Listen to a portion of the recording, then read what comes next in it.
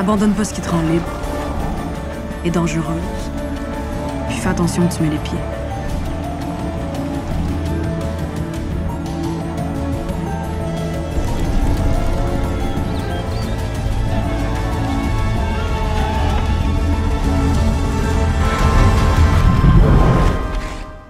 Alors bienvenue sur MAG, j'ai la chance d'être avec Félix Dufour-Laperrière qui a réalisé et écrit La mort n'existe pas, qu'on a eu la chance de voir au Festival d'Annecy.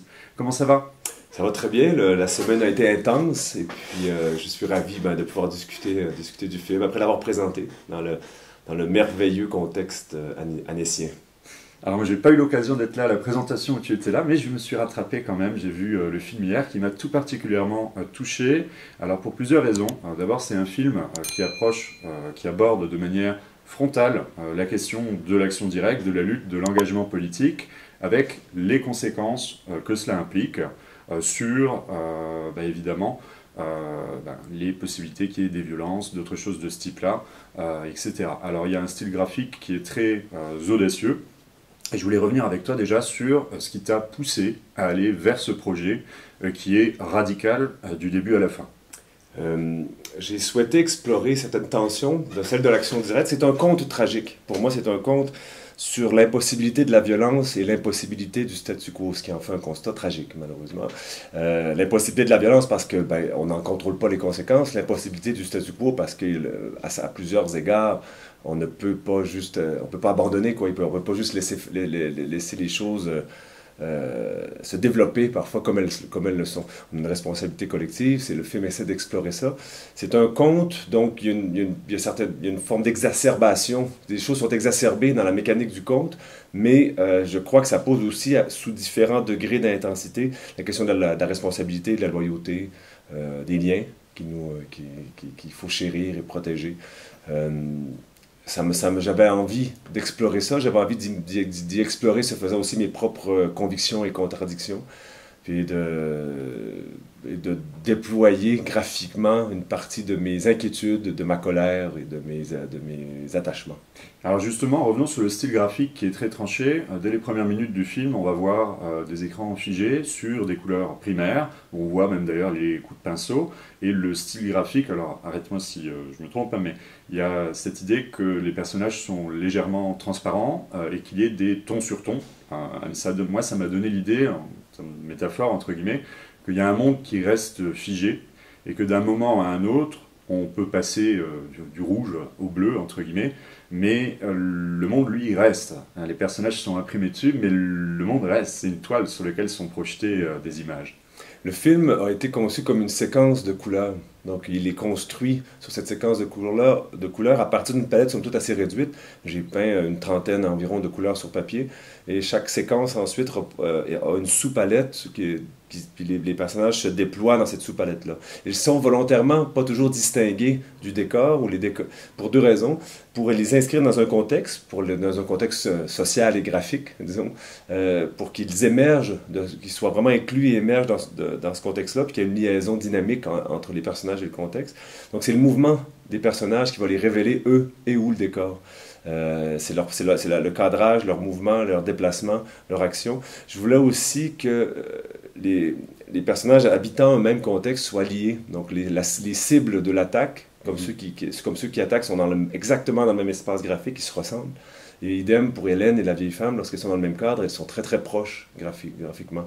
C'est la part commune qui est ainsi à faire de l'expérience, de l'existence, mais de l'expérience aussi qui est ainsi mise de l'avant. Et je voulais aussi, à certains moments, à contrario, que les décors puissent sembler comme émerger de la psyché, du mouvement et de l'expérience et du ressenti des personnages. Donc, c'est une stratégie graphique qui a servi à ça. Et puis, c'était le plaisir aussi de voir d'une séquence de couleurs, émerger un récit des personnages, puis des fois retourner à ce degré primaire. À mon sens, cette relation et cette tension avec l'abstraction a quelque chose à voir avec la radicalité de leurs convictions et de leurs gestes. Résumer et ramener le réel à sa structure de base, à des aplats de couleurs, ça révèle quelque chose, mais ça efface aussi beaucoup. C'est le paradoxe de leur radicalité. Oui, c'est juste. Et puis d'ailleurs, c'est assez marrant parce que même chez nous en France, on a tendance à dire oui, les radicaux à la gauche, etc. Mais le radical, c'est revenir à la base, hein, même étymologiquement, et Ouais. c'est donc revenir à la substance originelle, c'est À à la la moelle racine, osseuse. ouais. Et finalement, les choses sont des fois plus simples que ce qu'on imagine en termes de lutte et d'implication et de conséquences. C'est cette image à un moment un peu comme un torrent de boue, un tsunami qui va emporter la lutte et les conséquences qu'il y a derrière. Et ce que j'ai beaucoup aimé aussi dans ton film, c'est qu'il n'est pas pour autant manichéen. Il montre également qu'il n'y a de regret, entre guillemets, que parce que le temps est irréversible, et il s'en amuse aussi de montrer ça. Et je trouve que c'est intéressant parce que la question de la lutte, de l'implication, moi, elle m'interroge beaucoup à mon âge aussi. Là, j'ai 34 ans. Il y a eu beaucoup quand même d'événements qui se sont passés ces dernières années, en France, ailleurs, partout, des moments révolutionnaires, pré-révolutionnaires. Et il se pose la question de l'impuissance aussi. Et c'est quelque chose qui a toujours traversé l'histoire, même l'histoire politique. Il y a eu l'action directe, il y a eu les Brigades Rouges, les Angry Brigades, il y a eu plein de choses partout dans le monde. Et aujourd'hui, on a ce sentiment d'impuissance et d'immobilisme que semble combattre ton film, à mon sens. Tout à fait, sans avoir de réponse claire, parce que moi, il y a des choses qui m'inquiètent, il y a des choses qui me mettent en colère. Je trouve qu'il y a beaucoup d'indécence. Au Québec, on a un grand voisin encombrant américain, et puis il se passe des trucs plus qu'inquiétants, il se passe des trucs indécents, en fait, littéralement. Alors, c'est profondément troublant, c'est choquant, et puis à certains moments, on peut pas rester, on peut pas laisser aller, quoi. D'une autre façon, on fait tous des compromis. Moi, j'ai 43 ans, j'ai 2 enfants. Bien sûr. Je suis un homme blanc de la classe moyenne dans un pays en paix. Oui, Jusqu'ici. Donc, je vis ces tensions-là. Le film les explore. Ensuite, je crois réellement qu'on entre dans un moment où il y a des urgences qui vont se retrouver. Il y a des urgences de préserver, c'est ça, un monde décent et habitable. Il y a des urgences sociales, économiques, écologiques qui vont s'accélérer, là, qui vont s'exacerber. Et puis, ben, on aura à prendre responsabilité, je crois, de ces urgences-là. c'est Vous vrai. vivez ici, il y a des. Ben d'ailleurs, il n'y a pas que du pire, hein, il y a du meilleur Non, aussi. bien Par sûr. exemple, avec la réalité migratoire que vous avez de façon très intense, hein, il y a des gens il y a des gens qui sont décents, quoi. Il y a des gens qui comprennent bien l'humanité partagée, qui les accueillent, qui en prennent soin, et puis qui voient bien que les identités sont des choses mouvantes, et puis que se crisper ne servira jamais à rien parce que ça ne peut qu'être une violence perdue. Il faut accepter que le monde change, que le monde bouge, puis que les lignes identitaires, les lignes de continuité se déplacent.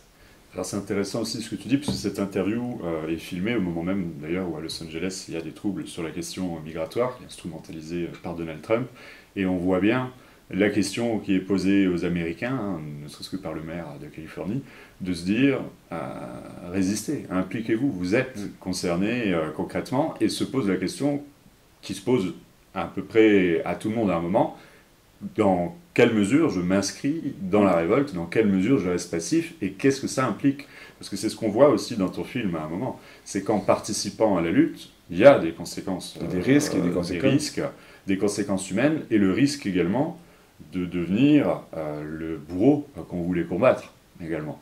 C'est dangereux, c'est risqué, et puis en même temps, il doit y avoir des limites. C'est-à-dire qu'il doit y avoir des limites dans les deux sens. Il y a des choses qu'on ne peut pas accepter. C'est-à-dire qu'il y a des choses qui sont inacceptables. Et il doit y avoir des limites aussi au retour de feu. C'est-à-dire il y a des limites à la réaction, à l'action contre ce qui est inacceptable. Il doit y avoir des limites aussi. C'est difficile. C'est des questionnements d'adultes. Moi, c'est ça, des fois, je n'en vois pas le bout. Personne n'en voit le bout. Je crois qu'à chaque fois qu'on lit les infos ou qu'on ouvre la radio, c'est un déluge ces dernières années. Il y a aussi quelque chose que j'ai trouvé vraiment très beau dans ton film, c'est le sens du verbe. C'est aussi toi qui étais à l'écriture, je crois, au scénario. Oui. Et c'est beaucoup... je ne vais pas dire qu'il n'y a pas beaucoup de dialogues, parce qu'il y en a beaucoup, mais il y a beaucoup de monologues, mais il y a beaucoup de phrases courtes et percutantes, avec un sens du mot qui est tout en métaphore, mais que je trouve très beau. Notamment à un moment où, pendant le plus moment du film, où elle passe du « je voudrais » au « je veux ». Que je trouve très concret et qui, à notre époque, ce passage a du mal à se réaliser. Beaucoup de gens voudraient, mais ne veulent pas vraiment. Je trouvais que c'était très beau dans ton film. Je voulais savoir aussi comment tu avais écrit finalement la mort n'existe pas, et comment tu t'étais impliqué dans ce travail d'écriture? Ben, pour moi, c'est un plaisir d'abord, le travail d'écriture. Le film ressemble beaucoup, je crois, au processus d'écriture. C'était un processus qui était déambulatoire, qui était ouvert, et puis qui assumait aussi une forme de lyrisme. C'est-à-dire qu'il y a quelque chose de romantique mais de nécessaire. Il faut une part de romantisme pour s'engager. Il faut tout particulièrement pour plonger et prendre des risques qui peuvent être ou ne pas être aussi intenses que ceux illustrés dans le film, mais ça prend une part de romantisme. Il faut rêver, faut rêver un peu, et puis il faut accorder de la valeur à nos convictions et à nos idéaux, sinon on ne plonge pas, quoi. Donc le film a essayé d'assumer ça. On a essayé aussi d'assumer la part d'exaltation que vivaient ces protagonistes. Donc ça se trahit dans l'écriture. Puis ensuite, c'est un conte. Donc il y a un degré aussi. Je ne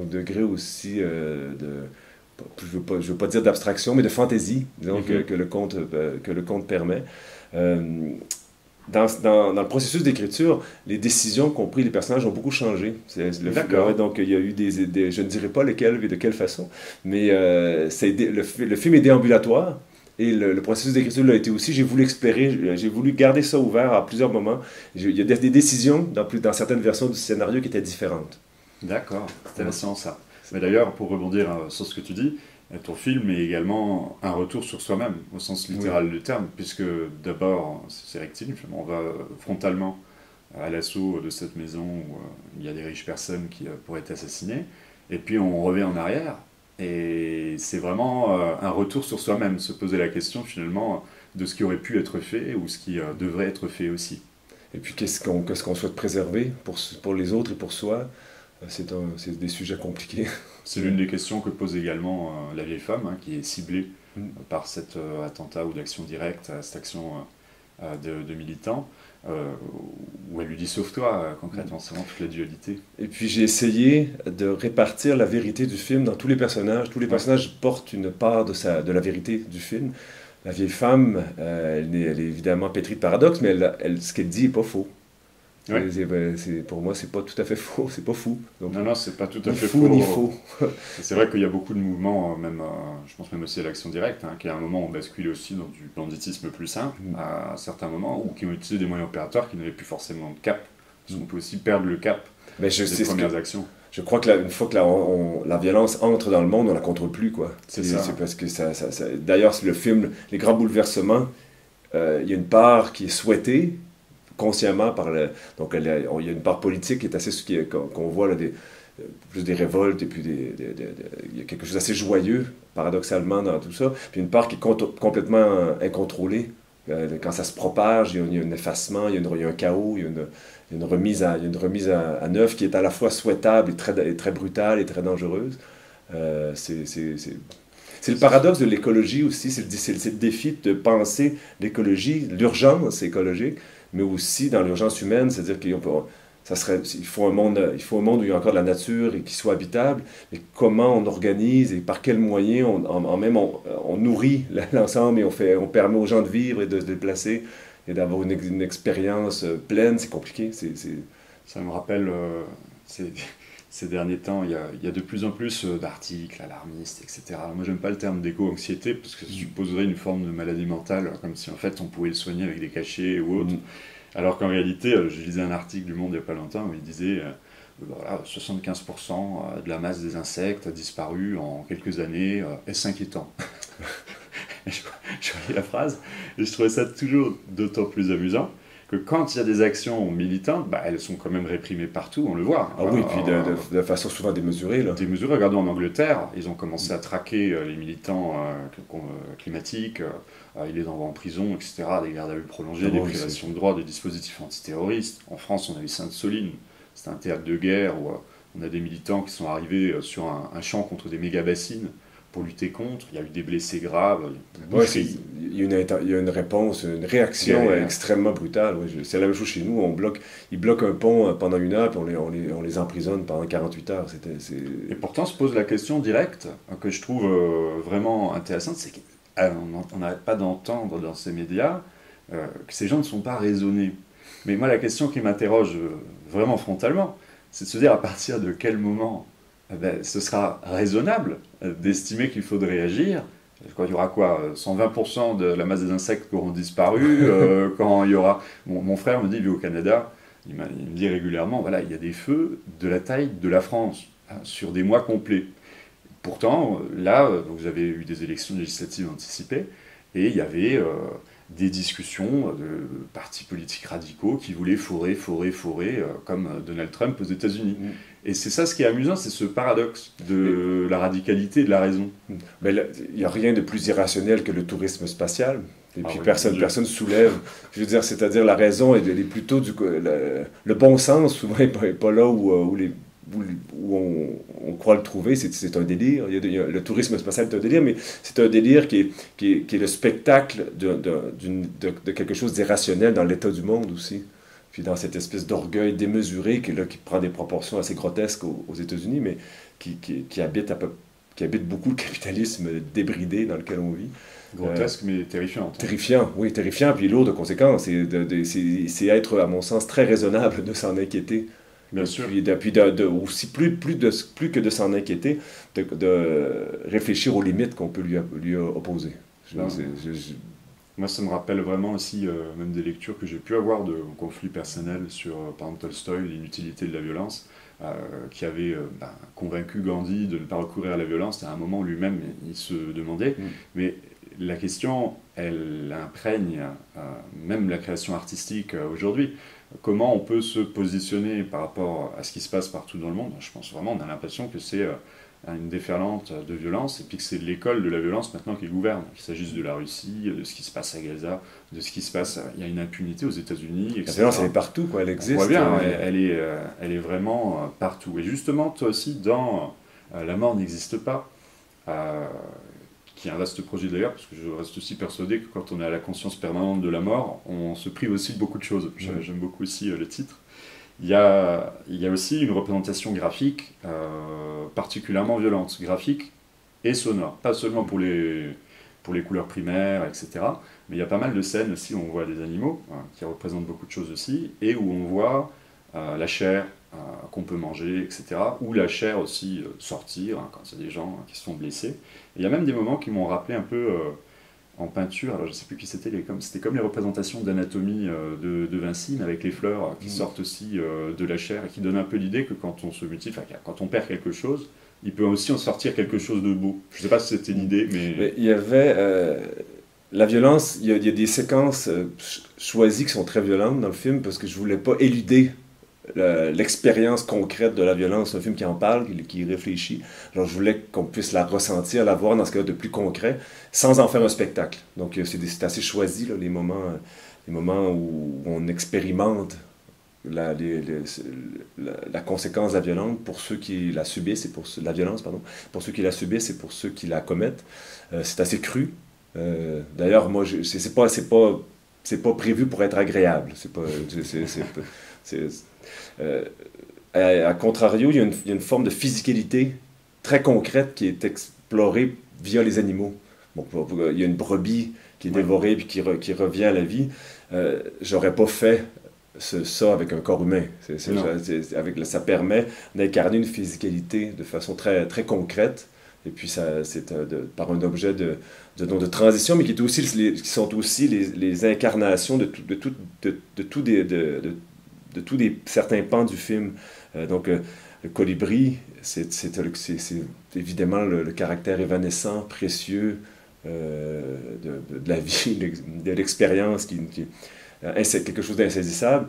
Il y a les coyotes et la brebis qui sont dans une course-poursuite, mais circulaire, parce que les rôles sont échangés à plusieurs égards. Et puis on échange les souffles de vie, ceux du coyote est redonné à la brebis, ceux du colibri est redonné au passereau, à l'oiseau. Donc il y a des échanges de souffles comme ça, de vie, puis de vitalité.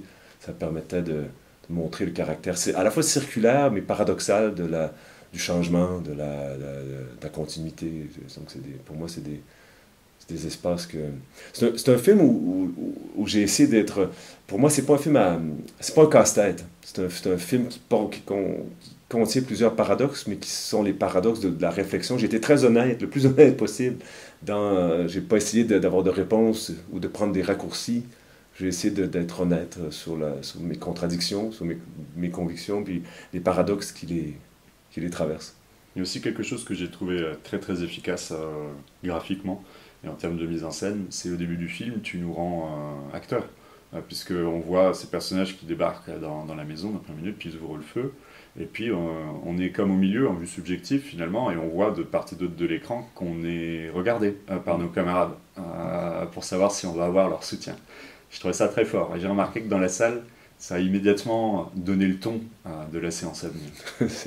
C'est une séquence qui est répétée, parce que c'est la première suspension sur laquelle se construit tout le dilemme qui va suivre et tout le film. Donc, parce que ça peut être à la fois le spectateur, ça peut être Hélène, dont on accompagne le point de vue, si elle y participe, mais ça peut aussi être juste le regard qui focus sur la vieille femme si elle n'y participe pas. Et puis, il y a une occurrence où elle y participe et une occurrence où elle n'y participe pas.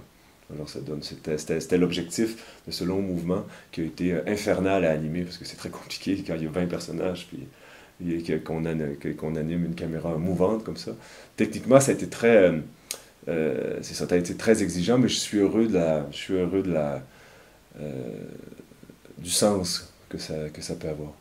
Et peut-être une dernière question sur la partie sonore, la création sonore qui est très importante, c'est très impactant aussi. Hein. C'est pas que seulement les armes à feu, mais même quand ils mangent, etc., qu'on dépaisse un lapin, on sent en fait la puissance en fait, de tout ça.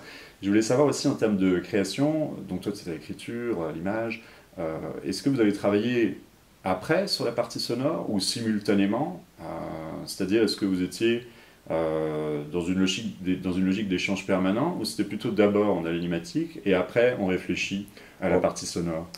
On avait un plan, j'avais un espace sonore en tête dès le début, avec des références, puis des modulations, puis des différentes intensités, puis différentes densités, mais on a travaillé, l'animatique était prête à peu près à 75%.